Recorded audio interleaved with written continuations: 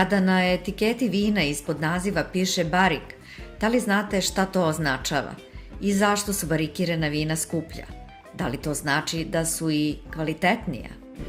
Barikirano vino jeste vino koje je odležalo u specijalnim drvenim buradima, odnosno buradima od hrasta, koje je sa unutrašnje strane nagorelo.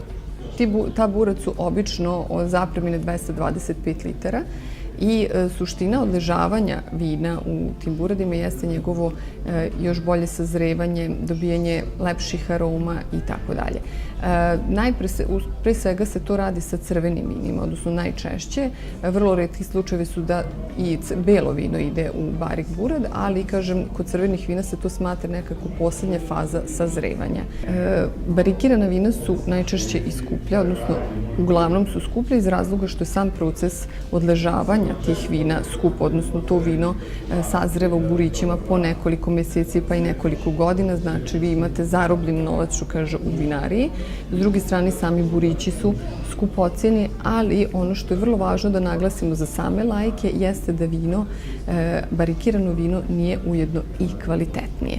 Tako da, kažem, nisu svi vični tome, nije svaka godina dobra, nisu sva vina i svake godine uvek vrhunskog kvaliteta, tako da iz tih razloga ne možemo reći da vino barikirano je ujedno i kvalitetnije.